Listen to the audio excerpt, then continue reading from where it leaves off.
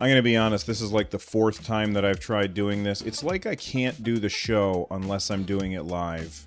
So if you're listening to this, which of course you are, you probably know that I did not do the live show today, and I'm sorry about that. I'm putting siding on my house, and I didn't have time to do the show when I normally do, so I apologize for that. I hope you guys understand. If you do want to watch the live shows, you can join us over at twitch.tv/runjumpstomp. This episode of Switchcraft is brought to you by Ben Tordoff. If you want to support Switchcraft and my other content, you can do so for as little as $1 over at patreon.com/runjumpstomp. Or if you're looking for other ways to support the show, you can check out Amazon Prime for free. I've been a member of Amazon Prime for a very, very long time. The things that we used to go to the store for, we use Amazon. They've got a fantastic return policy, and in my opinion, it's one of the best subscriptions that you can have. You get 30 days of Amazon Prime for free. That's free shipping, free Prime music and video.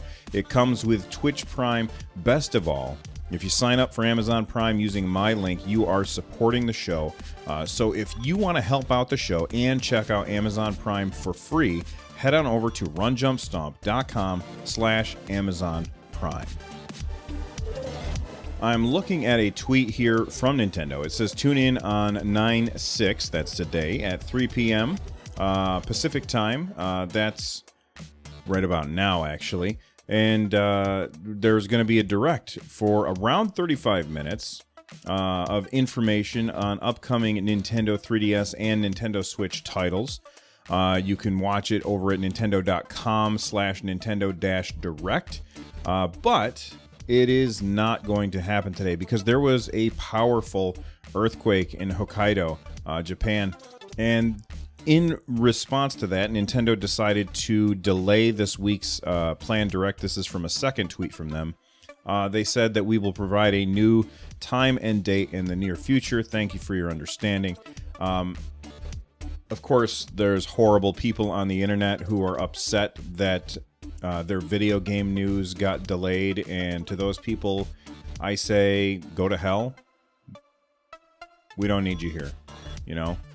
If you're upset about them delaying it after an earthquake in Hokkaido, I don't want you listening to the show. Shut it off. Never listen again. You're not welcome here. Those people are just terrible. Terrible, terrible people. I can't believe the people that were complaining about this. That being said, I'm still going to talk about Nintendo, and I'm going to talk about the Nintendo Direct, and I'm going to talk about predictions for the Nintendo Direct, and I am very curious as to what your predictions are. I actually tweeted out prediction, like I asked about predictions from people on Twitter, and I'm trying to find the thread. Oh, here we go. So I got a couple of tweets back. Rebecca Koenig said, I'm still hoping for a Link's Awakening remake as a last hurrah for the 3DS. That's really interesting. Now, I have never played Link's Awakening. Calm down, calm down. Put your pitchforks down.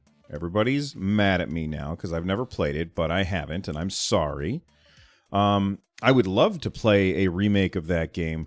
I did try, like I have it on my 3DS, and I never, I think I got it as part of the ambassador program or whatever, and I just never really got into it, mostly because I didn't feel like it held up, but that's only because it's so old and I have so many other distractions. I think if I had played it at the time, it probably would have drew me in really, really well, but I didn't have a Game Boy until, gosh, I can't even remember which Game Boy it was. It was definitely Game Boy Color, but it was one of the newer versions of the Game Boy Color. I never had the original Game Boy. My friend did, and he played Zelda on it, and he was really more into sports games, so I didn't really play it very much, except for Tetris. Lots and lots of Tetris. Like, we would take turns trying to get high score on Tetris.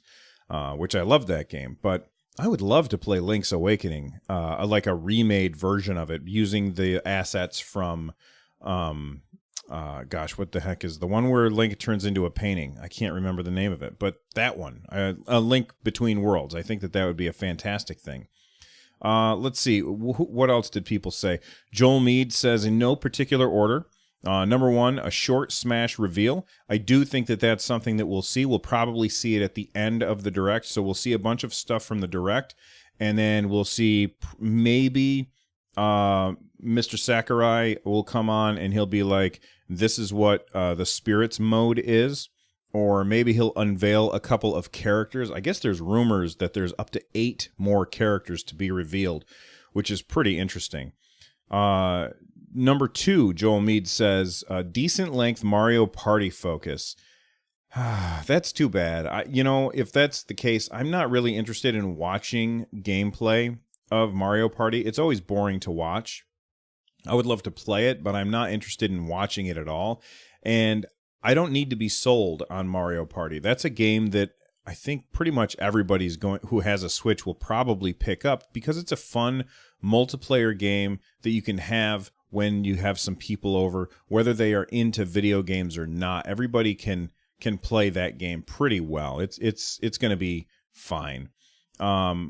Let's see. He also says 2 to 3 new games before the end of the year.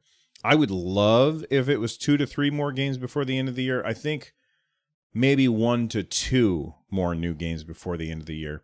And, of course, some details regarding Nintendo Switch Online. I think that we'll probably see about 10 minutes of Nintendo Switch Online being talked about out of the, they said it was 35 minutes. I can't remember now since I closed that window. But I think that we'll probably see a third of the time spent on Nintendo Switch Online, getting them to talk about it. What I would love to see is a new IP, Rock Roller 1 on Roller 1 Rock. I'm sorry, I said that wrong. On Twitter said maybe a surprise big game, maybe a new IP will come free with Nintendo Switch Online service. Now, I don't think that there's any chance of them giving away a big game or a new IP free with Nintendo Switch Online. But I do see the idea of them bringing out new IP that heavily uses the Nintendo Switch Online service. And the same thing with a big game. Julian Sharp says Super Monkey Ball HD Deluxe R. I love the ridiculous name nomenclature here. That cracks me up. Frankenstein Gaming says, I just want Animal Crossing, but that probably won't be until 2019. I tend to agree with Frankenstein here. I don't think that we will see a new Animal Crossing until 2019 at the earliest, and maybe even later than that. It depends on how much money Animal Crossing for mobile is making. Angie is also talking about Animal Crossing. That's at Kid Whimsical. I love that name. They said online details in Animal Crossing, and I think that a lot of people are saying that are hoping for Animal Crossing, and I think that you guys are going to be very disappointed. I would love to be wrong because I know how much people are looking forward to Animal Crossing, but I just don't see it happening anytime soon, especially with the mobile version out there. For me, I am thinking that we'll probably get Nintendo Switch Online for a third of it.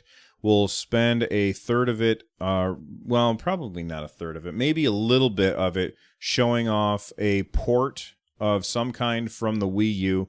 My money is on Super Mario Brothers, like the new Super Mario Brothers games. Those are the ones that are the 2D platformers. I think that we'll probably get one of those or maybe more of those. My dark horse, the thing that I wish would happen but will never happen. Well, I'm not going to say never. It'll definitely happen at some point. But Mario Maker 2, or just a port of Mario Maker for the Switch. I don't know what would make it worthy of having a number at the end. But Mario Maker for the Switch, I would love to see that. I think the chances of that are happening are probably like 10%, so I'm not really confident that we will see that this time around. That really feels more like something that we would see next year, but I would love to see it. And of course, some kind of Smash unveil, either characters or more stages, which would be nuts, or that the spirits reveal of whatever the heck that is. Overall, I think that it's good that we've got yet another Direct coming. It's really surprising that Nintendo is doing Direct after Direct after Direct, especially because the last three that we've had, and I know that they don't specifically use the nomenclature of a Direct when they're talking about the Indie Spotlight. But having two Indie Spotlights and then followed up by the Dragalia Lost Direct, having three Directs in less than a month, and now we're about to have a fourth. The fourth, there's been a lot of disappointment for those first three. There's been a lot of disappointment, and it's not that I'm down on Smash Brothers. Don't get me wrong there, because I think that Smash is going to be fantastic, and I know that there's a lot of people out there that want to know more about that game. I personally don't need to know anything else. I just want to play it. That's really all I care about. They've already sold me. They sold me as soon as they said that it exists. I was going to buy it no matter what. I didn't really have much of a choice. I am a giant Nintendo fan. So picking up Smash is a no-brainer. I know that they're still trying to sell other people out there, but I think that Direct at that time was a mistake. And then to follow that up with the Nindies Spotlight, which by all accounts, the games that they showed off looked kind of cool, but nothing really leapt off the page. That was a second disappointment. And then Dragalia Lost, I wasn't really looking forward to that game anyway, but the idea that it is kind of a gotcha mess, to me, that makes it almost a non-starter. I mean, I'll try it out because it's free, but I don't see myself really getting pulled in on that game. So having three disappointing Directs right in a row in a month, that's got to be really tough for Nintendo.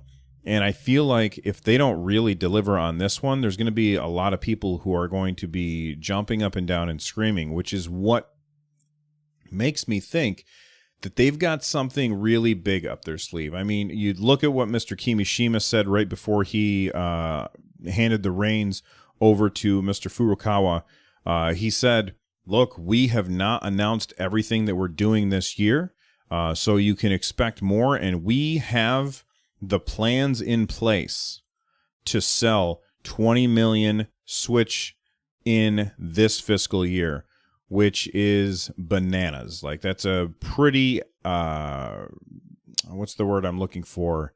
Lofty goal. It's a pretty lofty goal for Nintendo to have. And I think that overall, I think that that's something that they can do if they play their cards right. Now, up until now, we've been disappointed. Hopefully things change. Dear Atari Anonymous, my son Boris has a missile command problem. My mission in life is to save all of mankind. Well, speaking of disappointment, we've got a little more disappointment here. It says Switch game cases will state whether no cloud saves are supported. Well, first off, it's good that they would do that. And this is a story via Nintendo Life. But the idea that a game publisher can decide not to support cloud saves is just stupid. I wish Nintendo would just make it so that wherever it is that your games are saved, wherever your save game data is, like if it's in a folder, like Dropbox that or something, just send it to the cloud. I don't know why this is so difficult. And yes, I am not an engineer. I'm sure that there's reasons why it's not super easy, but for crying out loud, I hate making this argument because it's almost a straw man argument. It's 2018. Cloud saves should be standard. And the fact that Nintendo is going to put out a system where cloud saves may or may not be available for a game is just foolish. It's just foolish. It's just as foolish as putting the system out without the cloud saves ready at the beginning. Like that was a bad move already. I mean, we look at what's happened to people like Brian Altano, who works over at IGN. He's one of the hosts of Nintendo Voice Chat. He had 200 hours in Zelda. He had over 100 hours in Super Mario Odyssey. and that time that he spent was erased because he sent his Switch in to get repaired, and when it came back, all his stuff was gone, and there were no cloud saves in order to back his stuff up. It's foolish that Nintendo launched without that, and the idea that they're not going to force publishers to allow us to back up our stuff to the cloud is just ridiculous. There's an update to this article. It says, since publishing this story, we've managed to speak to an anonymous source who has shed a little more light on the situation. Developers now reportedly have access to a tick box when submitting games to Nintendo with yes, support it, or no, don't options for cloud saves. The box has to be checked one way or the other to proceed, but it appears to be the only action developers have to take, with Nintendo taking care of the rest. All right, well, if that's the case, then instead of giving them 2 options, only give them 1 option. Have it built in automatically. Nintendo takes care of the rest. I can't imagine any developer, if it's this easy, I can't imagine any developer not supporting it, other than just they forgot to tick the right box. So make it so that there's no box to tick. I mean, really, what is the deal there? I think that it's good that if they don't do this, they have to have a thing on the box that says does not support cloud saves. I think that that's a good thing, but it's still not good enough. Every game should support this. Every game.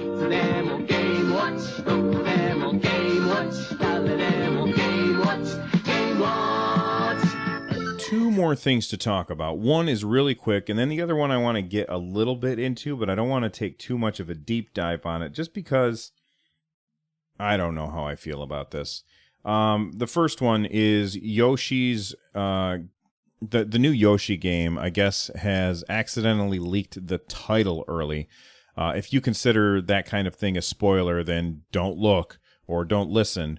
So hopefully you've turned it off by now, but the title of the new Yoshi game is reportedly Yoshi's Crafted World, which it makes total sense.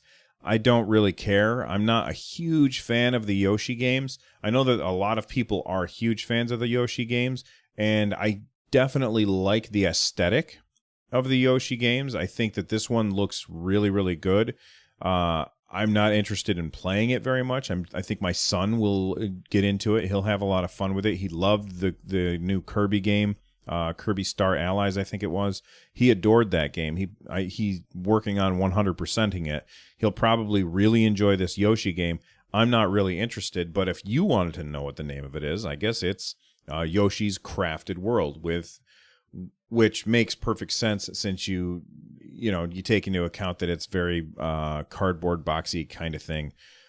Anyway, the last thing that I want to talk about is SNK Heroines Tag Team Frenzy, which is a game that NIS sent me a review copy of this game, and I sat down. I was going to, well, actually, I started recording. I actually recorded. I recorded some footage of it, and then I decided that, you know what, this is a little too risque for me to put on my channel, on my YouTube channel, because I try and keep things pretty clean and tidy, and I didn't want people to be upset that I had posted a video like that. Like, I don't know if that you're letting your kids watch my stuff. On Twitch, if I'm playing a mature game, I always label it as such. And I of course, could have done so with SNK Heroines, although that's not a mature game. And I don't want people to think I'm a giant prude, but I felt like all of the characters were ridiculously overly sexualized. And that irritated me because it made me feel like some kind of creepy pervo just playing the game. Whereas if the game's got some pretty cool mechanics underlying the game. You've got health bar, of course, and you also have like I can't remember the name of it, but it's basically like a power bar, and not like that you eat, but like a bar on the screen that will allow you to do certain moves. And the more damage that you take, the longer your power bar gets, so you can do more damage, and the less and the higher your health, the less of a power bar you will have, which kind of evens out a fight with somebody. You know, there's a lot of a back and forth to a fight in that game because of that mechanic, and I think that's really cool. The fighting mechanics in the game are, you know, they're not too complicated. I still sucked. I was really bad, but they're not too complicated. But the thing that drove me away from that game is just how overly sexualized every single character is in the game. I found it to be, I don't want to say offensive, because it didn't offend me. It just made me not want to play the game, because, you know, I didn't want to have to explain to, you know, my 10-year-old why there were a bunch of mostly naked women jumping around and, you know, wiggling all over the screen. So I feel like SNK Heroines could have reached a much wider audience if they hadn't gone for that. It almost feels like something out of the 90s, like the old Dead or Alive games, and I don't know if they do real well, but I guarantee that they would do better if they weren't so overt about it, and if they were just a little more, just reel it in a little bit. You know, I showed it to my wife, and I go, who is this marketed at? And, you know, she made a quip about, you know, somebody in a basement or something. And I said, well, but those people in the basement have the internet. If that's what they want to see, they can easily go on the internet and find it. So what is the point of making something like this when, if that's what somebody wants to see, they could just find it on the internet? Why focus a game around that? That's my problem with this game. SNK Heroines takes a really cool mechanic. It takes a really interesting fight style, and brings that together with this interesting dichotomy between their health bar and the power bar. And then you add into the fact that you have an attacker and a supporter, basically, and you can tag between them, and one of them gains back their bar faster than the other. There's a lot of tactical strategy. I don't know if you can say tactical strategy, because they're kind of the same thing. There's a lot of strategy that can go into a fighting game like this, and to hide it all behind scantily clad women is just, again, I don't want to say the word offensive, but it makes me feel like it makes me feel like the developers think I'm just some horny teenager. And I find not the subject matter offensive. I find the idea that they think all gamers are like that offensive. And I don't know, you know, I feel like I'm up on a high horse or up on an ivory tower or whatever metaphor that you're looking for. And I don't like the way, I don't like that. I don't like feeling like I'm holier than thou or anything like that. I'm just like, I find it annoying. It's really, really annoying. They took a good game and they hid it behind something really lame. And I don't know if you out there are a big fan of the game. And if you are, I don't blame you, because the gameplay is fun. It is fun. And if you can get past the ridiculousness of it, like there's some lady who's supposed to be a cow, I didn't understand it. If you can get past that stuff, then I think that you can definitely find a fun fighting game that you can enjoy. I like the fighting mechanics, and I like the tactical stuff. But for me, I just can't get past the fact that they're treating me like a horny teenager, and I find that to be irritating. Anyway, I'm very curious as to how you all feel about that subject matter.